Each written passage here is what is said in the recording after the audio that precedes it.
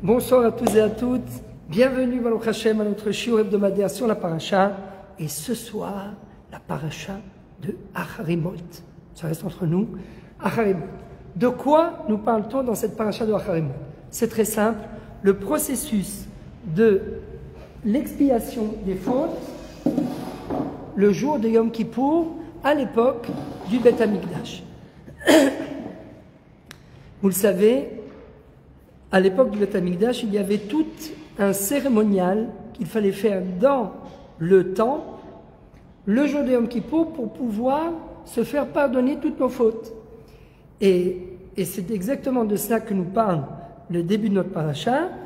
Et vous allez voir qu'il y a ici la question essentielle du Ramban, à laquelle on va apporter trois réponses qui sont bien évidemment un appel à nous en tant que juifs, Baruch Hashem, en tant que fils d'Akadosh Baruch Hu, le peuple élu. On a un rôle à jouer dans le monde, tant sur le plan individuel que sur le plan national. Parce que c'est vrai que pendant 2000 ans d'exil, toute la Torah s'est réduite au plan individuel, puisqu'il n'y avait plus de plan national, on n'était pas sur notre terre.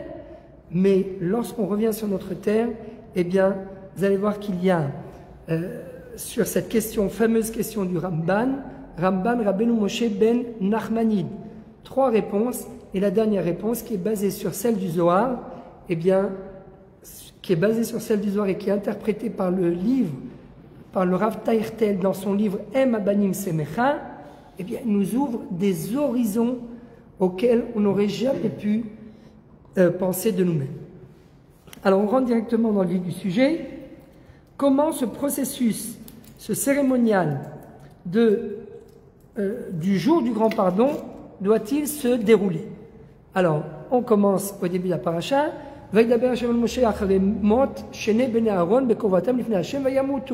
Akadosh Baruch Hu parle à Moshe après la disparition des deux enfants de Aaron. Rappelez-vous dans la paracha de Shemini, trois parachutes avant, paracha de Shemini, eh bien, le jour de l'inauguration du tabernacle, un malheur survient au sein du peuple d'Israël. Lo alenu velo alechem.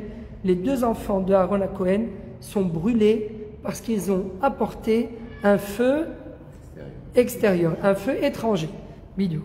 Et on en avait parlé dans la paracha de Tzav. Il y a écrit que, comme c'est ramené d'ailleurs dans le traité de Yoma, à la page Nun Gimel, il y a écrit que tous les korbanot, afalpi she'esh yoredet min hashamayim, tzarich lehavi min ha'ediot. Bien que les sacrifices sont tous consumés par le feu qui descend du ciel, mais malgré tout, il fallait également l'association du Kohen.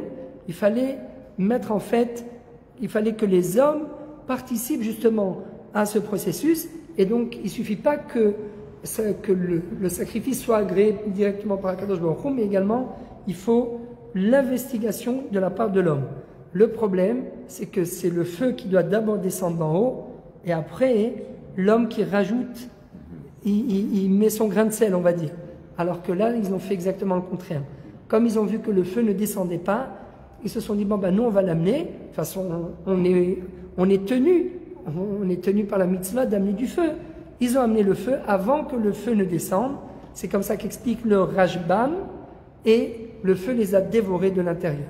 Donc, de là on apprend que, en réalité on ne peut pas entrer dans le Beth Amikdash n'importe quand, n'importe comment.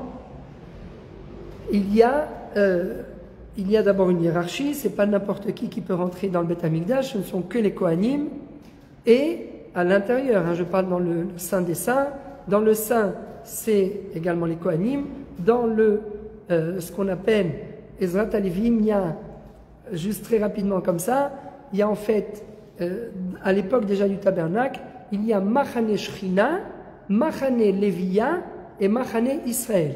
Machane Shechina, c'est totalement à l'intérieur, c'est donc là où il y a le Saint des Saints, c'est Machane Shechina, le le seuil de la présence divine.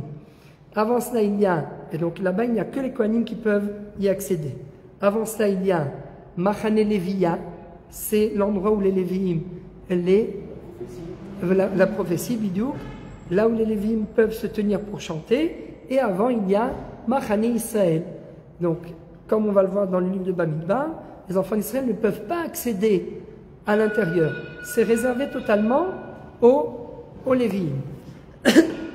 Entre parenthèses, ce modèle a été recopié sur le mont du Temple. Et sur le mont du Temple aussi, il y a Machane Shechina, Machane Leviya, Machane Israël. Est-ce qu'on a le droit de monter sur le mont du Temple ou pas? Ça dépend où. Il y a des endroits où c'est possible, pas bien sûr dans le Machane Shechina, pas dans le Machane Leviya, mais dans le Machane Leviya, on peut, après s'être trempé au mikvé, etc. Mais il y a des endroits où c'est évident qu'on a le droit d'y monter, puisque le Rambam lui-même a écrit dans une lettre comme quoi il est monté sur le mont du Temple, et quand il est redescendu, après son ascension sur le mont du Temple, il a écrit qu'il a fait une Seouda Todaya. Donc c'est évident qu'on a le droit de monter, mais qu'à des endroits bien précis. Bref, donc je referme la parenthèse. Et donc, donc au lendemain de la disparition des deux enfants de Aaron à Cohen, lorsque ils ont amené ce feu étranger et qu'ils nous ont quittés, eh bien Akadosh Baruch Hu se dévoile à Moshe et lui dit comme ça, dans le deuxième verset. Vayomer Hashem el Moshe, daber el Aaron achicha, parle à ton frère Aaron, ve'al yavo bechol hayet el hakodesh mi bet la parochet. Et il ne pourra pas accéder n'importe quand, à n'importe quel moment, à l'intérieur du Saint des Saints. Mi bet la parochet. La parochet, c'est comme ce fameux rideau qu'il y a sur l'arche, qui sépare en fait entre le Kodesh et le Kodesh HaKodashim. Donc, et puis bon, il y avait deux parochot, il passait à l'intérieur entre les deux. On verra Blineda, peut-être que j'essaierai de vous envoyer sur le groupe en 3D quelque chose qui a été réalisé pour les enfants. Vous verrez, je vous l'enverrai sur le groupe, comme ça vous comprendrez plus ou moins comment le Kohen Agadol procédait au service du jour de Yom Kippour. Donc c'est très technique, mais on ne va pas rentrer, comme on avait fait l'année dernière dans les points techniques, on va rentrer dans l'idée qui se cache derrière, qui est exceptionnelle. Mais je vous enverrai bien sur le groupe, voilà, vous me rappellerez sur le groupe, vous pouvez nous envoyer, ça dure 4 minutes, parce qu'on n'a pas le temps, on est déjà comme ça, après 4 minutes on perd le fil, donc voilà, mais voilà, c'est sous forme de dessin animé. Donc Akadosh Baruch Hu dit à Moshe, il ne pourra pas entrer dans le sein, mi bet la parochet, derrière donc ce rideau qui s'appelle la parochet, à n'importe quel moment. Elle peinait à kaporet, asher al ha'aron velo yamut. Peinait à kaporet. Kaporet, c'est ce couvercle qui recouvrait l'arche sainte. Et qu'est-ce qu'il y avait sur ce couvercle? Deux chérubins, sous forme d'un homme et d'une femme, qui se regardaient l'un l'autre, comme on en a parlé, je crois on en avait parlé aussi, peut-être au mariage, non, on n'avait pas parlé de ces chérubins. Voilà, parce qu'en réalité, ces deux chérubins sont le reflet de la relation qui existe entre Dieu et son peuple. Et cette relation, eh bien, donc elle se reflète à travers les deux chérubins, mais en réalité c'est exactement la même relation qui existe entre un homme et une femme, ce qu'on appelle panim el panim, c'est-à-dire qu'ils sont chacun face à face l'un de l'autre. Donc lorsque la relation entre Dieu et son peuple est une relation équilibrée, une relation d'amour en quelque sorte, eh bien les deux chérubins se tournent face à face l'un à l'autre. Dès que Chas v'Shalom, Dieu est en colère contre nous, ou bien que nous, on tourne la nuque, on tourne le dos au bon Dieu, eh bien les chérubins se retournent et se mettent dos à dos, parce qu'en fait ils sont le reflet de la relation entre Dieu et nous. Premier message, entre parenthèses, c'est pas en rapport avec ce que je voulais dire, mais c'est un petit peu comme dans un couple. Des fois ça arrive, l'un des deux membres du couple a été vexé par l'autre, il rentre le soir dans le lit, qu'est-ce qu'il fait? Il tourne le dos à l'autre. Alors si l'autre lui tourne le dos, on est foutu. Parce que là, l'autre il tourne le dos, chacun va de son côté. Non, c'est pas bon. Il faut venir et... Oui, bonjour. Non, c'est pas moi, je suis pas là, il n'y a personne. C'était juste pour m'excuser de... Non, c'est pas la peine. Non, mais je tenais quand même. Alors, qui est-ce qui doit faire le premier pas? Ça, c'est toujours la même question. Mais voilà, il faut être gentleman, hein. Il faut y aller. Voilà, c'était pour m'excuser. Oui, mais et tout doucement, jusqu'à ce qu'on se retrouve face à face. Et petit à petit, eh bien, ce qu'on appelle, d'après la Kabbale, le Sod HaMesira. C'est ce que font les Mekoubalim le jour de Rosh Hashanah. Avant Yom Kippour, la veille de Rosh Hashanah, d'après les Mekoubalim, tout ce qu'on appelle les Partsoufim, tous les visages, c'est bien sûr des notions kabbalistiques abstraites, mais tous les visages dans le ciel se retrouvent dos à dos. Exactement comme tout de suite après la création, puisque ils étaient collés dos à dos. Au moment de la création, ils étaient collés dos à dos, d'où Partsoufim, ce que nous dit la Gemara. Qu'est-ce qu'a fait Akadosh Baruch Hu? Il est venu et il a scié entre l'homme et la femme, il les a séparés l'un de l'autre. Alors tout le monde dit, mais pourquoi? Qu'est-ce qu'il y a de plus beau que d'être collés l'un à l'autre? Là où je vais, elle va, enfin ça dépend à qui on pose la question, mais là où je vais, elle va, là où il va, je vais. C'est là où on est ensemble. On est tout le temps collés l'un à l'autre. Pas un pas sans bata, comme dirait ma mère. Comme je vois qu'elle... Pas un pas sans bata. Oui, mais le problème c'est que quand on est collé dos à dos, eh bien, quand on est collé dos à dos, il n'y a pas d'échange. Il n'y a pas l'expression du visage. C'est vrai qu'il y a une importance aussi quand la femme, elle représente les yeux de son mari dans son dos, parce qu'elle le protège. Tout celui qui n'est pas avec une femme, et en fait, il n'a pas de protection, parce que la femme, c'est la protection du mari dans son dos. Donc il y a quand même une signification au fait que la femme soit collée au dos de l'homme. Mais le but, ce n'est pas ça. Le but, justement, c'est qu'on se retrouve face à face, parce qu'il n'y a que lorsqu'on est face à face qu'il y a un échange. Alors, après, il y a beaucoup d'autres questions et beaucoup de... Voilà, mais on ne va pas rentrer dans tout ça, on n'a pas le temps, mais enfin, vous m'avez compris, il y a toujours des questions de halakha, etc. Tout, voilà, on en reparlera, Bezat Hashem, dans un autre cadre. On a écrit d'ailleurs là-dessus, avec Madame Nataf au passage, qui est Foum Intimity, qui nous a posé les questions les plus farfelues auxquelles on n'aurait jamais imaginé. Mais heureusement qu'il y a Madame Nataf, Foum Intimity, bravo. Voilà, c'est important, l'intimité dans le couple. Et donc le jour de Rosh Hashanah, eh bien, la veille de Rosh Hashanah, tout le monde se retrouve dos à dos.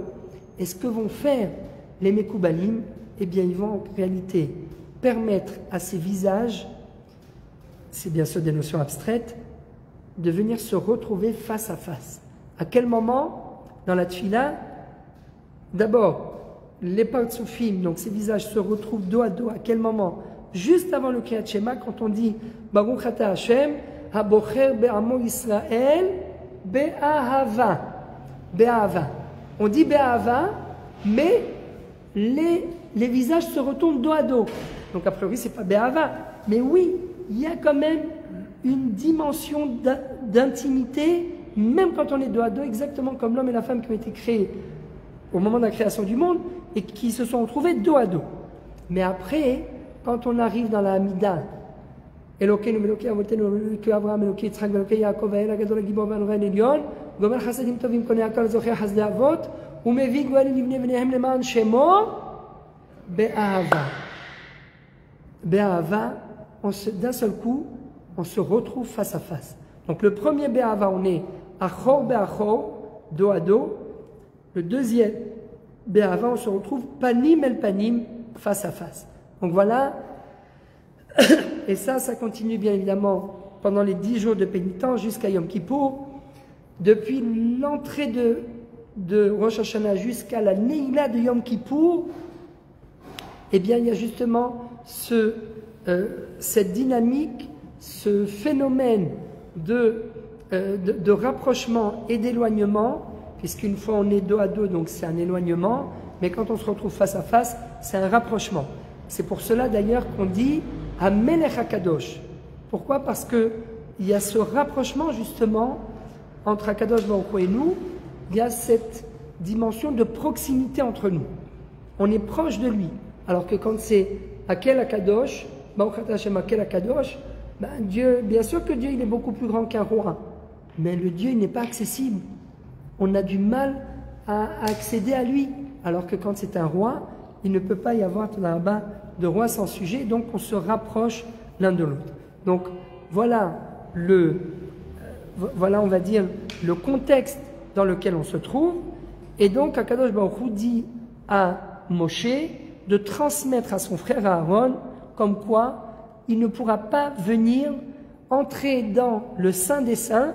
Donc si on a donné l'exemple de cette relation intime entre HaKadosh Baruch Hu et son peuple, eh bien on ne peut pas à chaque moment entrer dans la chambre à coucher, on va dire entre guillemets, à n'importe quel moment. C'est un lieu intime et un moment intime, le jour de Yom Kippour.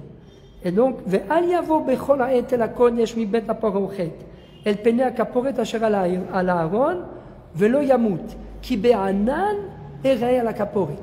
Au moment où le Kohen entre, eh bien, il va amener les encens, il va y avoir un nuage au-dessus de ce couvercle qui recouvre donc l'arche sainte, sur lequel il y a les deux chérubins. Si vous avez vu Indiana Jones, l'arche perdue, je ne sais pas comment ça s'appelait, c'est l'arche sainte avec les deux chérubins. Et le Kohen qui dit machin, et le feu qui descend, c'est exactement. Spielberg, il a lu, il a étudié. Donc voilà. Bezot yavo Aaron el HaKodesh. Donc comment Aaron devra accéder au Saint des Saints? Bepar ben bakar lechatat ve'ay leola. Un sacrifice pour le korban khatat et un autre sacrifice pour l'holocauste. Les vêtements également devront être différents des vêtements qu'il devra porter pour entrer à l'intérieur du Saint des Saints, sont des vêtements différents de ceux qu'il porte à l'extérieur du Saint des Saints. Ketonet bad kodesh ilbash, umichnese bad yu al besaro, uveavnet bad yachgo, uvemitznef et bad yitznof, bigde kodesh hem, verachatz bamaim et besaro, ulvesham. En deux mots, je ne veux pas trop m'attarder, mais juste pour qu'on comprenne le contexte et surtout l'idée. Le Kohen Gadol, vous le savez, il a des vêtements en or. Mais le jour de Yom Kippour, il doit retirer, avant d'accéder au Saint des Saints, il doit retirer ses vêtements en or pour revêtir des vêtements tout blancs. En lin, très simple, entre parenthèses, jusqu'à 120 ans, que Dieu nous protège, mais quand un homme quitte ce monde, eh bien on le recouvre de ce qu'on appelle les tachrichim. Les tachrichim sont faits de lin, exactement comme les vêtements du Kohen Gadol. Parce que le jour de la disparition d'un homme, eh bien quelque part, oui, il s'élève. Cette personne s'élève. Elle rend sa neshama à son Créateur et son corps, eh bien, c'est vrai que c'est un moment d'impureté, mais il y a quand même une élévation. Et donc, nous dit la Gemara, dans le traité de Rosh Hashanah, elle pose la question, elle dit pourquoi par rapport au shofar de Rosh Hashanah. Elle dit, quand la shofarot ksherim, chutz michel para. Tous les shofarot sont cachers, le jour de Rosh Hashanah, sauf le shofar, la corne d'une vache. Pourquoi? Nous dit la Gemara, parce que en kategor naasa sanegor. Chazak. En kategor naasa sanegor. Un accusateur ne peut pas devenir un défenseur. Et donc, si on utilisait la corne de la vache, qu'est-ce qui va se passer? On va rentrer dans le Beth Amikdash, ou bien on va sonner le jour de Rosh Hashanah avec la corne d'une vache. Dieu va dire, mais vous vous moquez de moi, vous me rappelez exactement la faute du veau d'or. Donc on ne peut pas se faire pardonner ses fautes. Et donc un accusateur ne peut pas se transformer en défenseur. Alors la Gemara pose la question, mais attends, qu'est-ce que tu dis? Tu dis la raison pour laquelle on n'a pas le droit d'utiliser une corne de vache le jour de Rosh Hashanah, c'est parce que ça rappelle la faute du veau d'or. Mais alors qu'est-ce qu'il y a de plus qui peut rappeler la faute du veau d'or que les vêtements du Kohen Gadol qui travaillent à l'intérieur du temple. De quoi sont-ils faits ces vêtements? En or. Alors, l'or aussi, ça rappelle, si la corne de la vache rappelle la faute du veau d'or, les vêtements en or, ils rappellent aussi obligatoirement la faute du veau d'or. Alors, nous dit donc, bref, il y a tout un, je vous passe les détails. À la fin, nous dit la Gemara, non. Le shofar, le jour de Rosh Hashanah, c'est exactement comme Avodat Pnim Beyom Kippourim. C'est exactement comme le même service que ce que va faire le Kohen le jour de Yom Kippour lorsqu'il rentre à l'intérieur du Saint des Saints. Comment il rentre à l'intérieur du Saint des Saints? Avec quels vêtements? Avec des vêtements blancs. Donc il est obligé de retirer les vêtements en or, il les laisse à l'extérieur et à l'intérieur, c'est des vêtements complètement blancs. Donc ça ne rappelle pas la faute du veau d'or et donc il n'y a pas de problème de catégorie dans ça, Sanego. Voilà. Après, on continue avec le Pasouké. Donc, tout ça pour ne pas, juste en guise d'introduction, tout ça pour ne pas rappeler la faute du veau d'or, parce que la faute du veau d'or, elle peut être en fait, ça peut être ce qu'on appelle un kitroug. Un kitroug, c'est une accusation. Et le jour de Yom Kippour, il ne faut pas d'accusation. Donc, déjà, vous voyez, premier élément, on essaye d'éviter les accusations le jour de Yom Kippour pour ne pas venir entraver le bon déroulement du processus de la kapara, processus du pardon. Et on aurait pu, si on prend les choses autrement, se dire que la kapara, elle venait justement en neutralisant le principe qui avait conduit au veau d'or. On aurait pu se dire, on réutilise l'or, on réutilise la vache justement pour neutraliser et annuler, si c'est vraiment le kapara. C'est un autre raisonnement. Mais un autre raisonnement par un vers. Il n'y a pas ce type de raisonnement parfois. Nachon. De reprendre pour annuler. Il y a fait. Alors, c'est une bonne question. Pourquoi par rapport aux vêtements, on ne dit pas ça? Donc, il y a peut-être encore une autre dimension. C'est que si on considère le Saint des Saints comme, entre guillemets, la chambre à coucher, eh bien, dans la chambre à coucher, c'est pas le moment où on met les plus beaux vêtements en or. On n'est pas là pour. Alors, par raison, on est là pour aller vers la pureté. Pour aller vers la pureté. Donc, c'est peut-être par rapport aussi que ça, c'est parce que tu dis n'est pas possible. Je Na- ne sais pas. Nachon. Puisque le but, il est vraiment pour ça, de terminer vraiment complètement pur, d'aller vers la chaîne. Nachon. Donc, on ne va pas rappeler. On va pas rappeler les fautes. Grave, entre guillemets, qu'a fait le peuple juif Exact. dès le départ. Exact. Donc, c'est mettre vraiment les deux pieds dedans, moi, je dirais. Carrément. J'insiste, je suis là, je me. À l'intérieur, je ramène de l'or. Voilà. Et je comprends ton raisonnement. Mais je vais quand même me permettre une toute petite parenthèse, parce que je pense que c'est important. Il y a un couple, une fois, qui m'a posé une question, parce qu'il y a tellement de. Je ne sais pas si je l'ai écrit ça dans le livre, mais bon, peut-être qu'une fois maintenant que vous m'en parlez, ça me revient. Un jour, un couple, bon, je ne sais pas si on peut le dire, on est en direct, voilà, mais on est en famille, c'est le cas de le dire, puis je vois ma maman et ma cousine, donc tout va bien. Et je ne raconte pas maintenant ce que je vais dire, ça va. Bon. Un couple qui me dit, oui, Rav, il y a un problème, ma femme, voilà, elle veut pas, je ne sais pas quoi, il faut, c'est un peu compliqué au niveau de l'intimité, etc. Et puis pour moi, c'est important, il faut qu'il y ait des vêtements un peu. Je reprends ces mots parce que ça m'est resté dans la tête. Bon, ça c'est sur le bout d'une aiguille, parce que si je commence à vous raconter toutes les histoires, vous allez être choqués, vous ne reviendrez plus la semaine prochaine. Ou alors peut-être vous reviendrez pas. Ah, mais oh là là, Michel, si vous saviez, par respect, et puis on est à l'antenne, donc on m'a posé toutes les questions, et moi j'ai posé les questions vraiment de Khaynia ou à l'époque. Donc à chaque fois qu'il me venait arriver, je disais que mon arabe Bayesh, Tish'al, alors après les autres, ils savaient toujours que moi j'arrivais toujours pour poser des questions farfelues. Mais bon, j'étais à la Bourse de Diamant, je donnais des cours il y a une vingtaine d'années, et bon, on était un peu, voilà, je savais pas, je comprenais même pas les questions, la vérité. Après, il a rigolé. Voilà, bref, donc on m'a posé toutes les questions. Et donc j'ai été obligé de dire à cette femme, madame, chère madame, pour essayer de débloquer un petit peu le truc, parce qu'elle était coincée d'une certaine façon. J'ai dit, madame, c'est comme les vêtements du Kohen Gadol dans la chambre, dans l'intimité. Quand c'est un moment intime, c'est comme les vêtements du Kohen Gadol le jour du Yom Kippour. Et là, elle est restée comme ça, elle m'a dit, comment? Vous êtes un rabbin ou qu'est-ce que vous dites?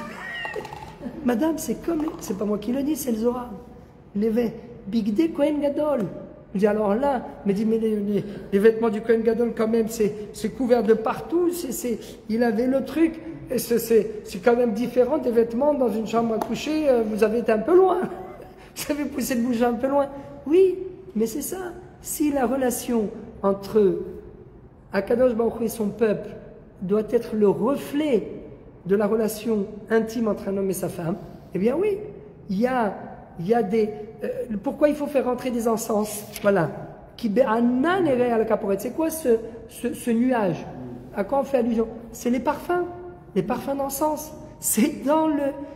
On doit faire brûler les encens à l'extérieur et faire entrer dans la chambre à coucher en quelque sorte. C'est là-bas où on doit faire rentrer les parfums. Parce qu'on le sait, la femme, elle a une mémoire des odeurs, des choses. Elle va vous rappeler 20 ans, 30 ans après, vous allez arrêter le parfum, vous allez reprendre le parfum. Ça rappelle le soir de machin. Alors qu'on l'a oublié, est-ce que c'est Allure, est-ce que c'est Chanel, est-ce que c'est Yves Saint Laurent? On ne sait même pas où on en est. Elle a tellement de parfums, mais elle va se rappeler d'un truc. Mais c'est là-bas qu'il faut faire rentrer. Qui bé'anan ere à la caporet, avec les encens, les samémanim, et sur une caf, et il faut déposer, et il faut changer de vêtements, donc il y a toute une sorte de métaphore qui vient rappeler justement la relation intime à l'intérieur entre le Kohen et Akadosh Baruch Hu, qui est le reflet de ce qui doit être exactement. Donc oui, quand on est dans l'intimité, il doit y avoir des bonnes odeurs, il doit y avoir des beaux vêtements, il doit y avoir... tout est écrit. Bon, c'est pas de ça que je voulais parler, je ne sais pas comment on arrive ici. Non, mais c'était... Comment vous en arrivez ici? Non, je découvre avec vous, je parcours. On parcourt ensemble. Voilà. Ve'ikriv Aaron et parachat shalo vechiper bado be'ad beto. Donc il amène le premier sacrifice et à travers ce sacrifice, eh bien, il va amener la kapara au peuple d'Israël. Et là, à ce moment-là, il y a quelque chose de très bizarre. Ve'lakach et shene aseirim ve'aimid otam lifnei Hashem petach oel moed. Il va prendre 2 tiachim. Les tiachim, ce sont des boucs émissaires, comme disait Rabbi Jacob. Il leur fallait un bouc émissaire, et le bouc émissaire, c'est moi. Donc 2 boucs émissaires que l'on va amener à l'intérieur, Petach Oel Moed, à l'entrée de la tente d'assignation, et on va les faire tenir debout. Venatan Aaron al Shene Asirim Goralot. Il va faire un tirage au sort sur ces deux boucs émissaires. Goral Echad la Hashem, Vegoral Echad la Azazel. Un bouc émissaire pour Dieu et un bouc émissaire pour le Satan. Qu'est-ce que c'est que cette histoire? Vient le Ramban. Alors, on continue encore un petit peu. La Torah nous dit Ve'ikriv Aaron et Asaïr asher ala alav hagoral la Hashem ve'asahu chatat.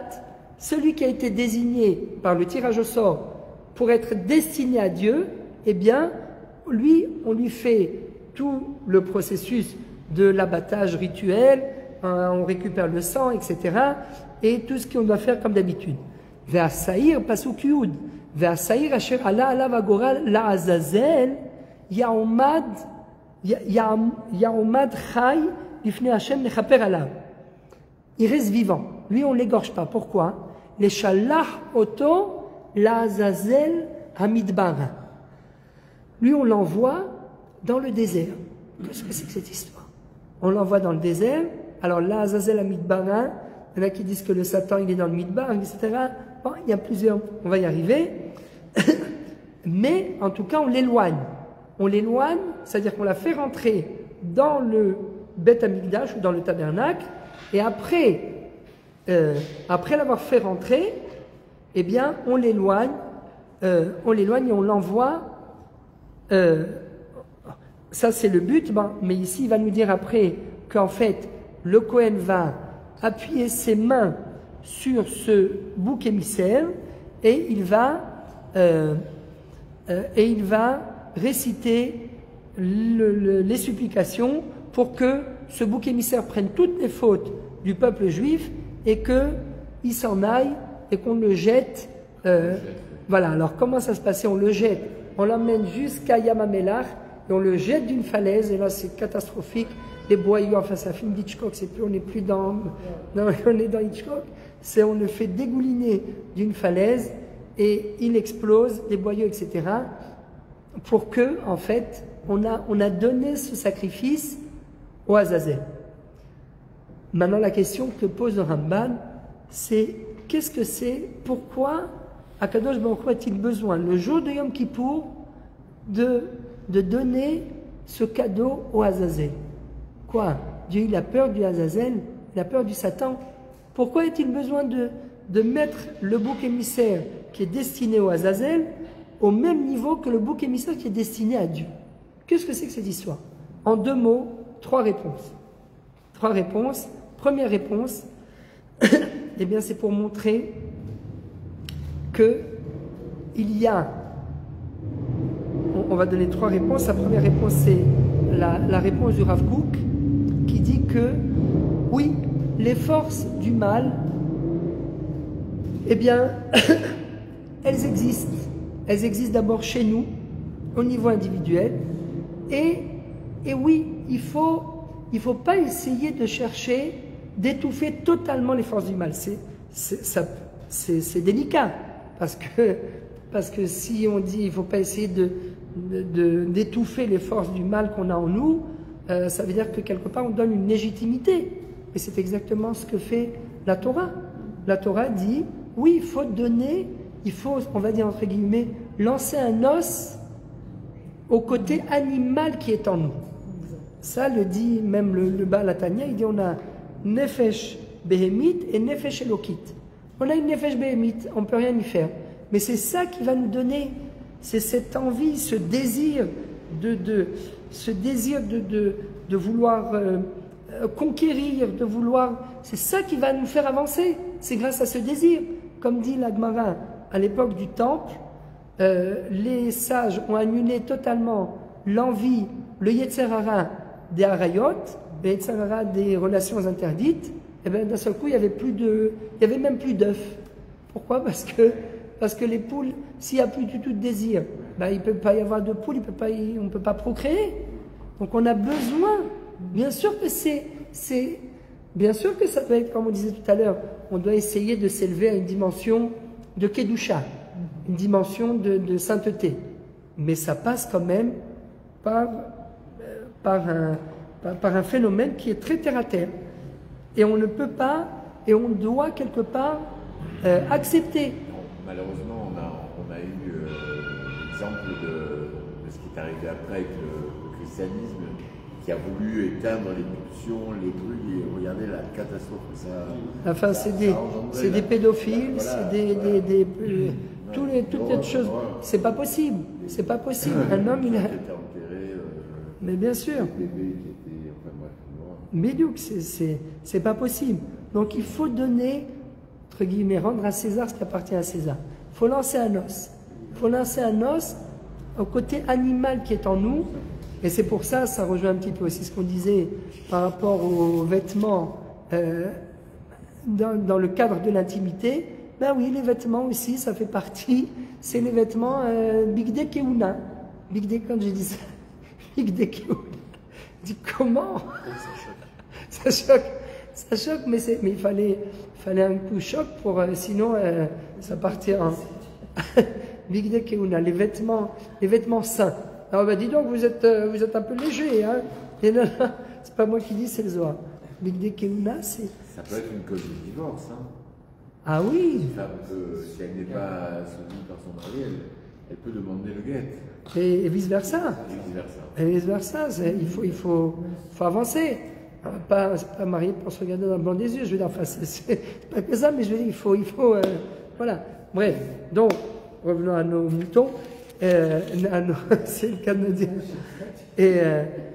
Donc ça, c'est la première interprétation. Deuxième interprétation, celle de Rabbeinu Shimshon Raphaël Hirsch, qui lui dit en fait, on a le libre arbitre. On a le libre arbitre total. On peut choisir ou bien d'aller vers le mal, ou bien d'aller vers le bien. Et c'est pour ça qu'on les met au même niveau, parce qu'on a la même force. Alors, il y a le Ramchal qui dit que au moment de la création du monde, le mal avait une emprise sur le bien. Pardon, non, le bien avait une emprise sur le mal. Au moment de la faute de Adam Arishon, c'est le mal qui a pris le dessus sur le bien. Au moment du don de la Torah, Paskaz ou Hamatan chez l'Israël, le bien et le mal se retrouvent au même niveau. Au même niveau. Et à l'époque messianique, le bien reprendra le dessus sur le mal, comme à l'époque de la création du monde, avant la faute de Adam Arishon. Mais donc depuis le don de la Torah, chez le peuple d'Israël, le bien et le mal sont au même niveau. Des fois on a du mal à accepter, on se dit c'est pas possible, on sent que le mal il a plus d'emprise, il a plus de force que le bien. Mais non, en réalité ils sont tous les deux au même niveau. Et c'est exactement ce que nous dit Rabbeinu Shimshon Raphaël Hirsch. Il dit le Korban Seir la Hashem et Seir la Azazel sont au même niveau. Et donc c'est à nous, c'est au Goral, c'est au tirage au sort de définir qui est destiné pour le bien, pour Dieu, et qui est destiné pour le mal. On complète juste cette idée de Rav Shimshon Raphaël Hirsch par Rabbeinu Nachman. Lui, Rabbeinu Nachman, il dit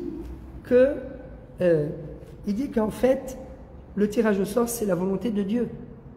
Et donc, nous, on amène deux boucs émissaires. On ne sait pas qui va être destiné pour Dieu et qui va être destiné pour le mal. Mais à travers le tirage au sort, eh bien, c'est la volonté de Dieu qui va se dévoiler. Et il va nous dire, après le tirage au sort va nous dévoiler que ce bouc émissaire, il a en lui du mal, et ce bouc émissaire, il a en lui du bien qui vient. Et donc là, c'est pas leur essence à chacun. C'est pas l'essence de chacun des boucs qui fait la différence. C'est Hachem qui décide en fait. Voilà. Ouais. Bidou. C'est Hachem qui va décider. Alors c'est peut-être d'après le Rav Shimshon Raphaël Hirsch, ils sont tous les deux au même niveau, ils se ressemblent, ils doivent avoir la même taille, la même couleur, la même identique l'un à l'autre, et c'est à nous de choisir à travers le tirage au sort. Donc Rabbi Shimshon Raphaël Hirsch, lui, il voit le tirage au sort comme la main de l'homme, alors que Rabbi Nachman, lui, il voit le tirage au sort comme le dévoilement de la volonté de Dieu. C'est lui qui, tirage au sort, c'est un peu magique, c'est un coup de magie. C'est lui qui va dévoiler, qui va dire, c'est celui-là qui détient en lui le mal, et c'est celui-là qui symbolise en lui le bien. Autrement dit, c'est pour contrecarrer le concept du hasard, il n'y a pas de hasard, c'est Hachem qui décide. Oui. Même si tu crois que à travers l'absolu, enfin le tirage au sort, c'est vraiment le symbole même du hasard, alors que non, même là-dedans, il faut te conscientiser le fait que non, c'est la volonté de Dieu. C'est la volonté de Dieu, et ça c'est extraordinaire. Pour revenir à ce que vous avez dit juste un peu avant concernant Adam,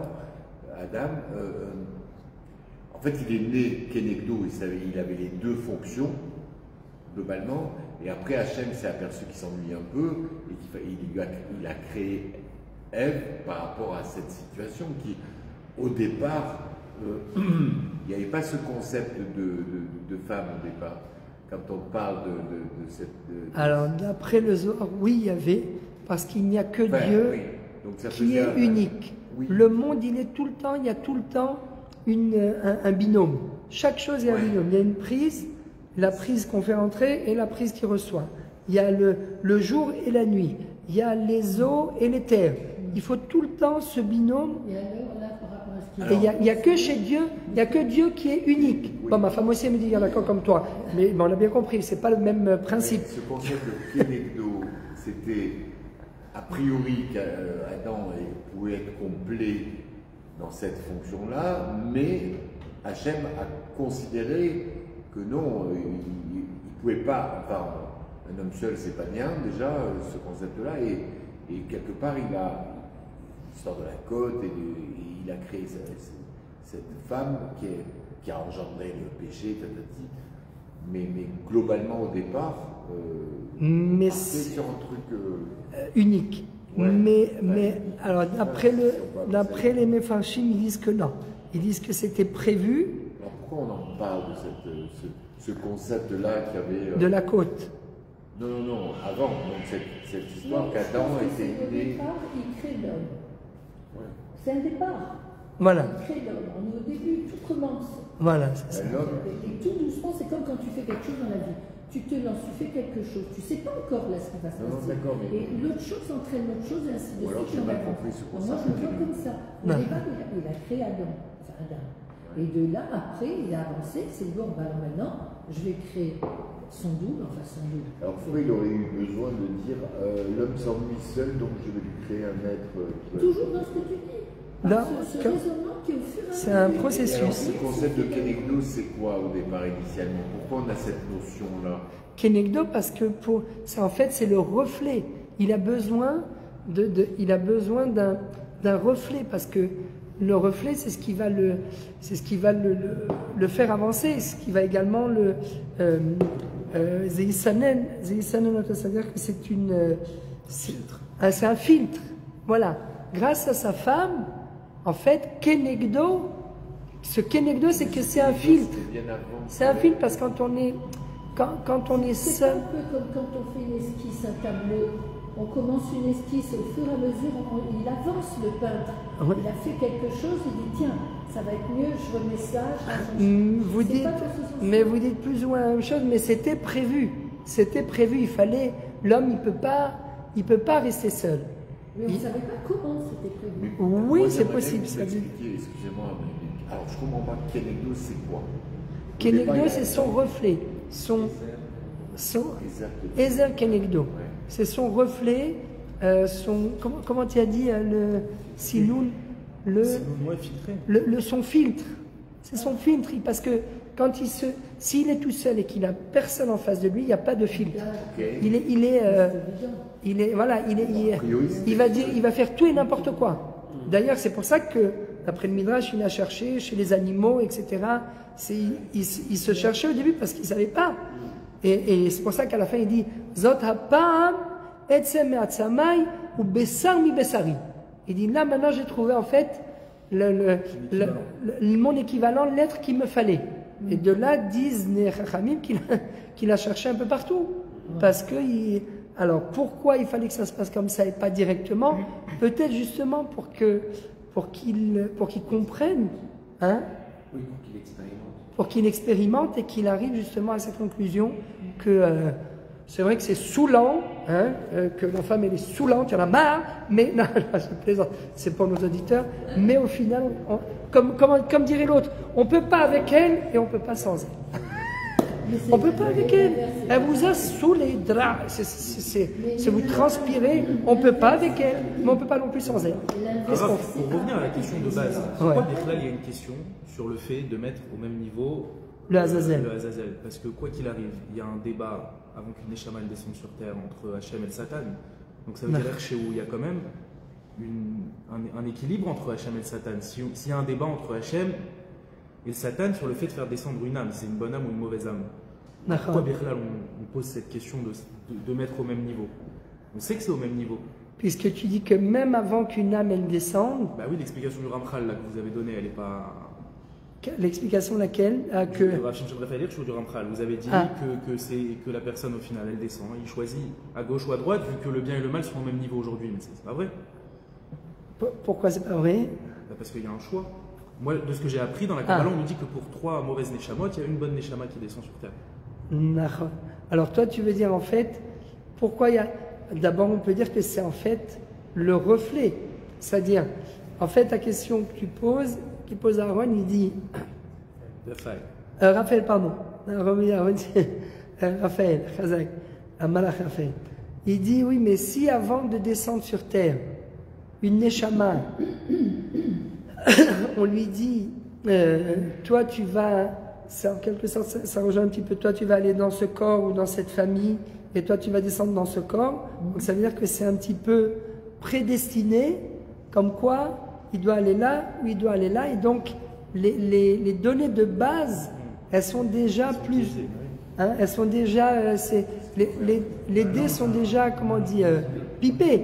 On a un exemple dans notre histoire où Dieu il a dû cacher comment la Neshama descend. Ah, c'est-à-dire Avec Abraham, il l'a mis dans la maison du plus grand idolâtre. Bien il fait. a pris, il y a plein d'exemples. David Ameller, on a cru que c'était un Mamzer pendant 7 ans. exactement. Donc à chaque fois, il a dissimulé. Et le sang qui s'amlève, c'est descendu. Il se dit, ah bon, ça va, il va dans une maison que je sais qu'il n'a aucune chance. Bravo. Tac, ça sort. Alors là, bravo. Mais c'est pas pareil que la C'est Neshama. la troisième explication. Vous êtes formidable, parce qu'en fait vous avez fait la démonstration, c'est exactement la troisième explication, l'explication du Zohar. Mais cette explication, elle découle justement de la question de Raphaël, parce que le Zohar il dit, comme ça, il dit que en réalité, pour justement troubler l'ennemi, Akadosh Baruch Hu, il fait descendre quand il y a une lumière, exactement ce qu'a dit Aaron, quand il y a une lumière très très grande qui doit descendre sur terre, Akadosh Baruch Hu, il la camoufle, il la dissimule par certaines choses pour ne pas justement que le Satan, le Yetzer Hara, qui a été désigné pour justement entraver, pour essayer de bloquer la Kedusha, pour ne pas qu'il vienne entraver le bon déroulement vidéo. C'est comme, non, peut-être je fais une erreur, mais c'est comme on n'annonce pas Rosh Chodesh Tishrei. Exact, pour ne pas Pour qu'il... ne pas alerter l'autre, vidéo, c'est Bakese le Yom Chagenu. Bakese le Yom Chagenu, au moment où la lune est cachée. Alors il ne sait pas, il dit, ah bon, ça va, il n'y a rien puisque c'est caché, mais c'est à ce moment-là où en fait tout se joue. C'est à ce moment-là où tout se joue. Et bien c'est exactement ça. En fait, Akadosh Baruch Hu, ce qu'il fait, et c'est ce qui explique le Zohar, il dit au moment où dans le Beth Amikdash, il va y avoir un processus de purification dans le monde entier du Beth Amikdash, ça va éclairer le monde entier, cette purification. C'est pas le moment que le Satan il vienne entraver le bon fonctionnement de ce processus. Et donc, qu'est-ce qu'on fait? On lui jette un os, on lui donne l'impression qu'il est au même niveau, et on désigne le bouc émissaire en lui donnant le nom, on lui met un tasse, c'est-à-dire on lui colle en fait l'étiquette. Alors lui, le Azazel, il a entendu qu'on l'a appelé, machin, il vient, et on lui dit, bon maintenant viens, tu vas aller, on va pas égorger ce bouc émissaire à l'intérieur du Beth Amikdash, on va l'emmener El Eretz Gezerah Hamidbara, El Eretz Ishriti Hamidbara, ça c'est la suite. C'est la suite. Voilà, El Eretz Gezerah et Kola ונתן אותם על ראש השעיר ושילח ביד אישיתי המדברה ונשא השעיר עליו את כל עוונותם אל ארץ גזרה ושילח את השעיר במדבר. Donc en fait, pendant que, ça c'est dans le passouk d'après, le passouk Kaf Aleph, Kaf Bet, d'accord, Kaf, וחילה מכפר את הקודש ואת אוהל מועד ואת המזבח והקריב את השעיר החי ושמח אהרון את שתי ידיו על ראש השעיר החי. Donc c'est le bouc émissaire qui est destiné pour le Azazel. והתוודה עליו את כל עוונות בני ישראל ואת כל פשעיהם לכל חטאותם ונתן אותם על ראש השעיר ושילח ביד אישיתי המדברה. On l'envoie de l'autre côté vers Yam HaMelach. Et ça prend la moitié de la journée. Le Kohen qui emmène le bouc émissaire destiné au Azazel, lui il perd tout son Yom Kippour. Il perd son Yom Kippour, mais en réalité, il fait gagner à tout le peuple d'Israël. Parce que, comme il doit y avoir une très très grande lumière qui descend dans le monde, on ne peut pas se permettre que le Satan il vienne entraver le bon fonctionnement de cette capara. Et c'est pour ça que c'est le seul jour dans l'année où il n'a pas d'emprise sur l'homme. Parce que si vous prenez la Gematria de Ha-Satan, Ha-Satan c'est 364. 363 jours. Ha-Satan. Shin c'est 300. Ça, Nun, hein? 365, pardon, oui, exact. Nun, c'est Et il y a combien de jours dans l'année solaire? 366? 365. 365. Non, 3. Ha-Satan, Shin c'est 300, Noun c'est 50, ça fait 350, 9, non c'est 364. Le tête c'est 9, 359, 359 et 5, ça fait 364. Ha-Satan. Mais il n'y a pas 365 jours? Si, il y a 365 jours. Voilà, c'est ça. Il y a 365 jours dans l'année. Et alors que Ha-Satan, ça équivaut à la valeur numérique de 364. Donc il y a un jour où le Satan n'a pas d'emprise. C'est le jour de Yom Kippour. Donc, Ha-Satan. Et donc, au moment où le Ham Israël se fait pardonner toutes ses fautes, il ne faut surtout pas que le Satan vienne entraver le bon fonctionnement de ce processus. Et donc, on va l'emmener loin pour lui détourner l'esprit. Et lui, il a l'impression qu'il va avoir quelque chose. On fait dégringoler le bouc émissaire d'une falaise. Et lui, il va venir. Il n'y a pas besoin ni de lui faire la shrita, ni quoi que ce soit. C'est pour le Satan. Mais en fait, on lui a jeté quelque chose pour ne pas qu'il vienne dénoncer le peuple d'Israël, pour ne pas qu'il vienne accuser le peuple d'Israël avec toutes les fautes qu'ils ont fait. Et de l'autre côté, donc, tout passe. Maintenant, pourquoi, je vous disais tout à l'heure, il y a une dimension nationale à cette explication. Nous dit le Em Abanim Smecha, il nous dit c'est exactement la raison pour laquelle l'État d'Israël a été créé par des gens qui n'avaient aucune attache au judaïsme. Ils avaient une attache, mais voilà, ils avaient quand même une attache Herzl. Regardez sur Shofar, il y a écrit que la veille du congrès sioniste à Bâle, il est monté à la Torah et il a dit Asher Bacharban Mikola Amim, et ça lui a fait réfléchir, il était très ému, etc. Mais disons qu'il ne revendiquait pas il voulait pas un État religieux, il voulait surtout un État souverain, un État laïque, mais que ce soit un no man's land. Eux, leur but, c'était surtout que le peuple juif ne soit plus pourchassé. Mais en réalité, alors pourquoi, et c'est la question que pose le Em Abanim Smecha, et il rapporte justement ce Ramban, il dit mais pourquoi Dieu n'a pas, juste une petite parenthèse, le Rav Taïrtel, qui était le Rav Taïrtel, l'auteur du livre Em Abanim Smecha, a disparu pendant la Shoah dans les camps de concentration. Mais on a retrouvé ses écrits et on a sorti le livre. Mais lui, il est parti, il a été déporté et il est mort dans les camps de concentration. Et la veille de la Deuxième Guerre mondiale, il était anti-sioniste. Et il a dit, c'est pas possible. Il faut surtout pas donner la main aux sionistes. Ça va être la fin du judaïsme, etc. Et à l'intérieur des camps de concentration, d'un seul coup, il a pris conscience qu'apparemment le mouvement sioniste était l'envoyé de Dieu. Et quand il a compris, il a dit, mais c'est pas possible. Mais en fait, qu'est-ce qu'ils veulent, les sionistes? Ils veulent un État refuge. Mais en réalité, eux, ils appellent ça l'État refuge. Mais en réalité, ils veulent qu'on revienne sur notre terre, après 2000 ans d'exil, qu'on soit souverain, avec un État, avec une armée, et qu'on puisse être véritablement libre. Donc en réalité, ça vient s'inscrire dans le plan divin. Donc ce sont des envoyés de Dieu. Si vous le voyez, c'était un chassid, hein. C'était pas comme le Rav Kook, avec un chapeau, des PS, et c'est là où il a compris, il a fait une métamorphose dans sa tête, et il a essayé de comprendre pourquoi Dieu a choisi des dirigeants comme Ben Gurion, Herzl, pour recréer un État, alors qu'il ne revendique aucune dimension religieuse. Et il a dit, en fait, c'est exactement le principe du Seir la Azazel. Il dit de la même façon qu'à Yom Kippour, pour ne pas que le Satan entrave le bon déroulement, le bon fonctionnement du processus du pardon, eh bien on lui balance quelque chose, on l'envoie de l'autre côté, on le fait partir du mont du Temple jusqu'à Yam HaMelach pour ne pas qu'il vienne entraver le processus, nous dit le Rav Taïrtel, la création d'État d'Israël, c'est le même principe. C'est une lumière tellement grande que le Satan n'y veut pas. Ça fait 2000 ans d'exil. Il était sûr qu'on était. Et puis au moment de la Shoah, il était persuadé que ça y est, c'était la fin du peuple juif. Lui, il est là pour ça, pour essayer de verser le sang, chas v'shalom, du Ham Israël le plus possible. Et d'un seul coup, on va revenir sur notre terre après 2000 ans d'exil.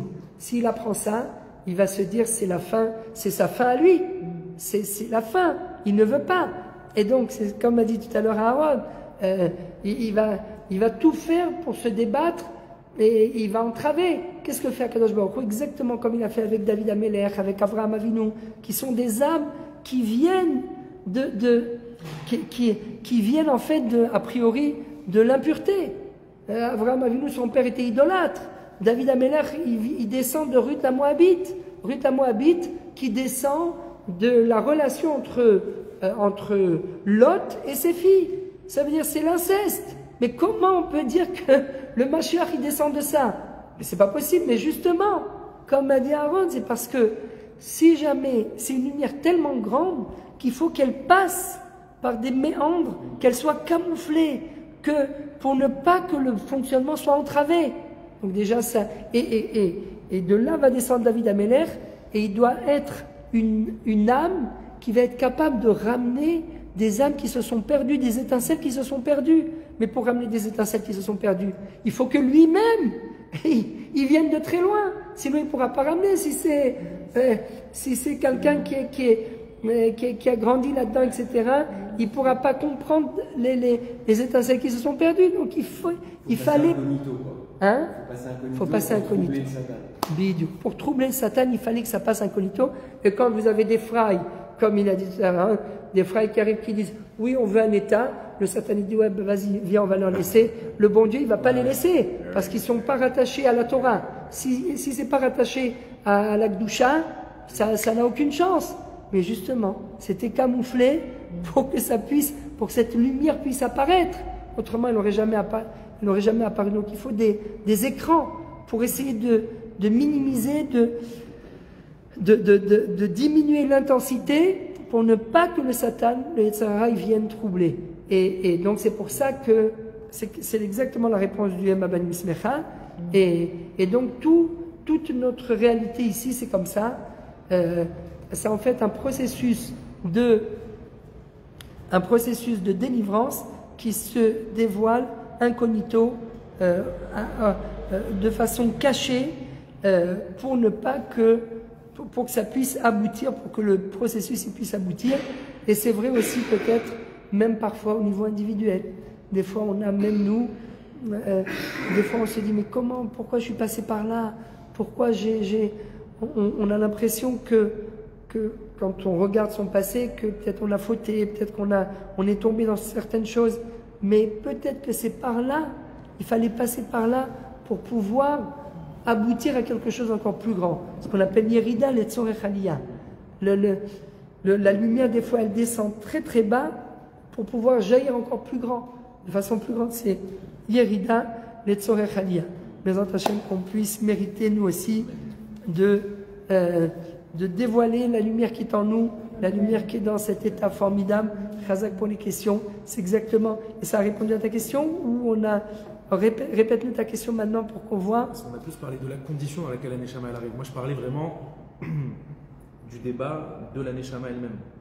Avant qu'elle descende. Avant qu'elle descende. Pas de la condition de la Neshama sur Terre, mais vraiment du débat entre Akadosh Baruch Hu et le Satan. Et le Satan. On parle de la Neshama, on ne parle pas de la condition de la Neshama sur Terre. Dans la Kabbalah, on parle vraiment de la Neshama Atzma.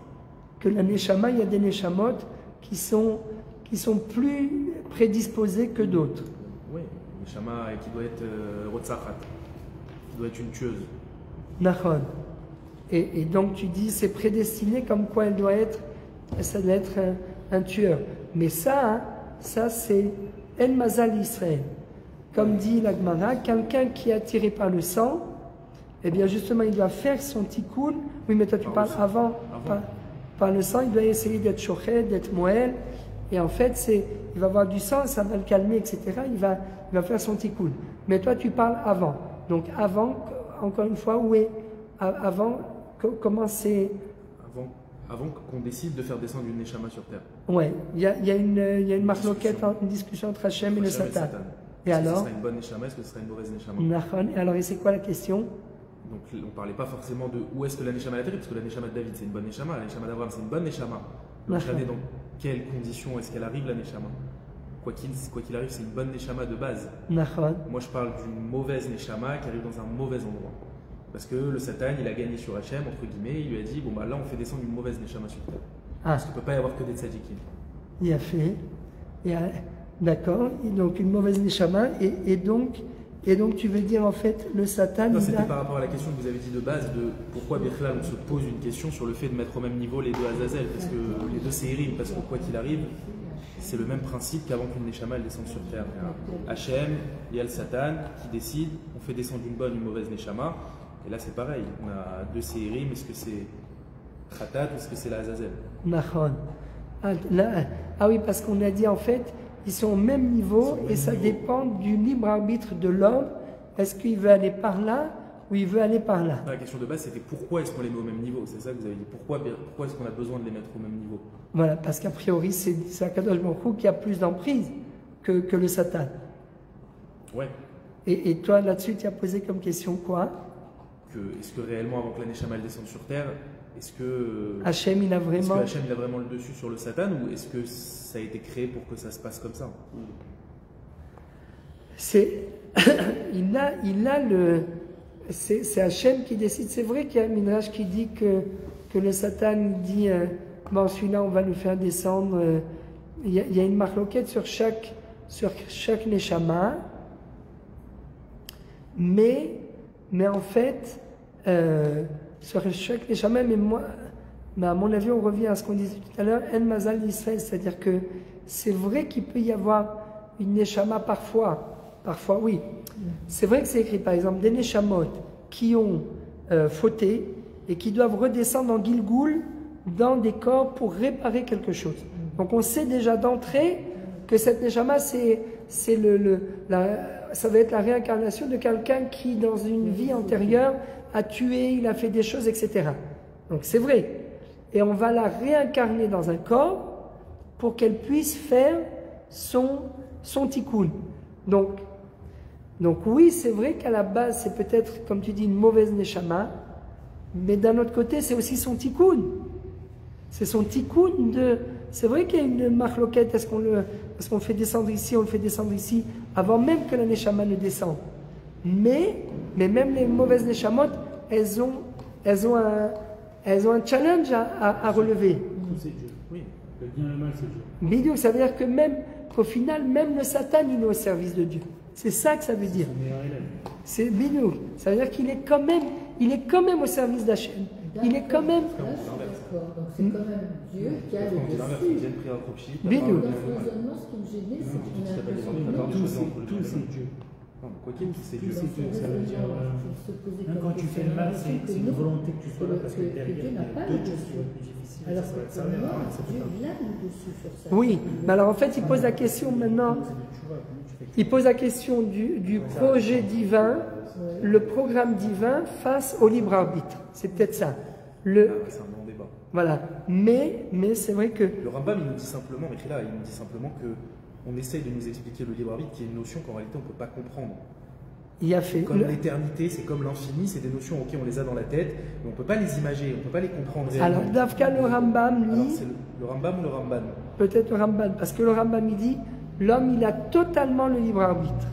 Rabbeinu Kirkas, lui, il dit que l'homme, il est totalement prédéterminé, c'est le Maktoub, mais le Rambam, lui, Rabbeinu Kirkas, Rabbeinu Kokos, mais le Rambam, lui, dit, on a un libre arbitre total,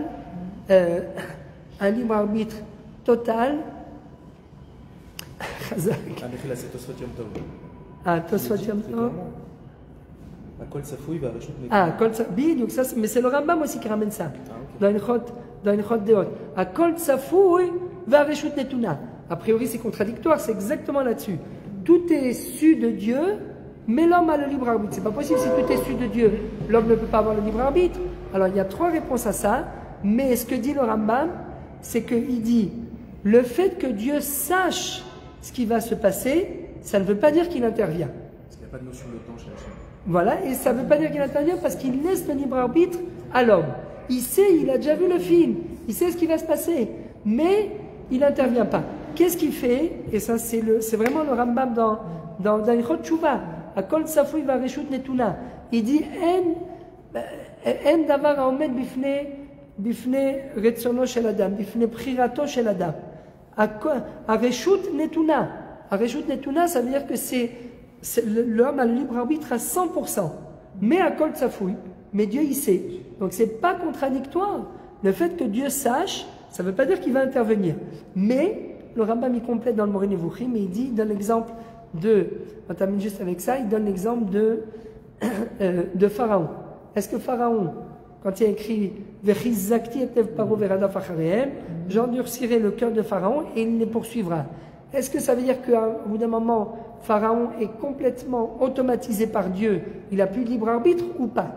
Alors c'est une marloquette. Rashi et le Ramban ils disent oui, les 5 premières plaies c'était son libre arbitre, mais il s'est tellement endurci le cœur qu'il est devenu accro de son libre arbitre, comme quelqu'un qui va boire de l'alcool, il va boire, au bout d'un moment il va arriver à un point de non-retour. Ça veut dire même s'il veut s'arrêter de boire, il ne peut plus parce qu'il est tellement accro qu'il n'arrive plus à faire marche arrière. Et bien Pharaon il était tellement accro de son libre arbitre, à chaque fois il s'est endurci le cœur de lui-même, qu'à la fin, sa punition, c'est que Dieu lui retire son libre arbitre, et maintenant il ne peut plus, même s'il a envie de libérer les enfants d'Israël, il ne peut plus les libérer. Le Rambam dans le Moreh Nevuchim dit ça ne va pas. Dieu ne retire jamais le libre arbitre de l'homme. Ah, pourtant il y a écrit je vais endurcir le cœur de Pharaon. Nous dit le Rambam, comment, et ça il le rapporte de la paracha de Béchalach, c'est exceptionnel. Il dit regardez ce qu'il y a écrit au début de la paracha de Béchalach. Vahi Béchalach parouet am. Velo nacham elokim derech eretz pelishtim. Ki karov hu. Ben inachem ha'am birota milchama. Veshavu mitzrayma. Akadosh Baruch Hu s'est dit, si je fais sortir les enfants d'Israël directement d'Égypte vers Israël, ils vont entrer directement en Israël. Qu'est-ce qui va se passer? Ils vont voir la guerre, ils vont avoir envie de retourner en Égypte. Donc moi, c'est pas ça que je vais faire. Je vais leur faire un détour. Vayasev Elokim etam derech hamidbar yamsouf. Derech hamidbar yamsouf. Il les fait passer par la mer des joncs. Maintenant, lui, quand Pharaon, il regarde dans ses jumelles et il voit qu'au lieu de prendre le chemin le plus court, il faut un détour. Vamar parolim Israël. Mevuchim hem ba'aretz. Sagar aleem hamidbar. Se sont perdus. Mais s'ils se sont perdus, pourquoi je les ai laissés partir? Tout de suite après, qu'est-ce qui est écrit? Kadosh Baruch Hu lui a renforcé son cœur et il s'est mis à courir derrière les enfants d'Israël. Il nous dit le Rambam, c'est pas que Kadosh Baruch Hu lui a renforcé le cœur en lui retirant son libre arbitre. Il lui a montré une réalité trompeuse. Il lui a mis face à lui une réalité trompeuse. Mais qui est-ce qui a décidé d'interpréter la réalité de façon trompeuse? C'est Pharaon. De lui-même, il s'est planté. Il voit, il dit c'est pas possible. Ils se sont perdus. 3 millions de personnes, au lieu d'aller tout droit, ils font tout un détour. C'est qu'ils ne savent même pas où ils vont. Mais s'ils ne savent pas où ils vont, mais pourquoi je les ai laissés partir d'Égypte? Il aurait mieux, il vaut mieux qu'ils restent chez moi, la main d'œuvre. Au moins ils sont nourris, logés. Allez hop, je cours après eux. Mais à aucun moment, d'après le Rambam, Akadosh Baruch Hu leur a pris le libre arbitre. Donc, il dit le Rambam, Kol Safoui Reshut Netuna, c'est à 100%. Le libre arbitre est à l'homme à 100%. Maintenant, bien sûr, on est dans un labyrinthe. Mais c'est nous qui allons décider. Est-ce que je vais à droite, je vais à gauche, je vais là, je vais là? On est dans le labyrinthe, on a été parachuté dans le labyrinthe. Mais c'est nous qui décidons par où aller. Mais c'est vrai que, globalement, le point d'entrée, le point de sortie, il est plus ou moins... Il y a des signes. Voilà, il est su. Il est su, il a le neshama, mais le point commun entre le libre arbitre de l'homme et le projet divin, ça on ne peut pas comprendre. Parce que si l'homme il a le libre arbitre total et que d'un autre côté, Akadosh Baruch Hu, il a un projet divin, comment les deux s'assemblent l'un avec l'autre? Ça on ne peut pas comprendre. Mais l'homme, il a le libre arbitre total. Ça on ne peut pas comprendre le lien qu'il y a entre le projet divin et le libre arbitre de l'homme. Mais à aucun moment, nous dit le Rambam, l'homme ne peut être robotisé par Akadosh Baruch Hu. Akol bidei shamayim chutz mirat shamayim. Tout est entre les mains de Dieu. Est-ce que le gosse il va être blond aux yeux bleus? Moi j'ai 4 comme ça, j'ai 4 noirs, j'ai 4 blonds. Mais c'est pas moi qui ai décidé. Bon, peut-être j'ai des... Hein? Vérifiez les voix. Faut vérifier. Ça vient de moi. Mais on ne peut pas décider s'il va avoir les yeux bleus, s'il va avoir... Ça dépend pas de nous. S'il va être intelligent, s'il va être chacham, tipesh, tout ce que dit la Gemara dans Masechet Krubot et dans Masechet Nida. Mais, comment l'homme va diriger sa vie, ça ne dépend que de lui. À kol bide shamay, chutz mirat shamay. À kol tsafouy, va reshut netuna. Maintenant, comment le programme divin s'intègre avec le libre arbitre de l'homme, ça on ne sait pas. On ne sait pas, on ne peut pas savoir. Et bon, mais c'est pas grave. Mais en tout cas, on peut pas. Pourquoi c'est important? Parce que d'après le Rambam, si on dit ah bah oui, tout est entre les mains de Dieu, tout est mektoub, le type il va tuer, il va violer, il va machin, il va dire c'est pas moi. Comme vous savez comme qui, on va pas le dire à l'antenne, mais Allahu Akbar et paf on tue. C'est pas moi, c'est la guerre sainte. C'est Dieu qui m'a dit, c'est Dieu qui m'a. Et ils sont persuadés que c'est Dieu qui les a envoyés, c'est les envoyés de Dieu pour tuer, pour violer, pour brûler, pour machin. Ils sont persuadés. Eh ben ils sont persuadés, ils vont voir de quel bois on se chauffe. Voilà. Shavua Tov, Shabbat Shalom, d'excellentes nouvelles. Chazakim Vruchim. Mechila. Parce que comme on est pressé, voilà. Merci.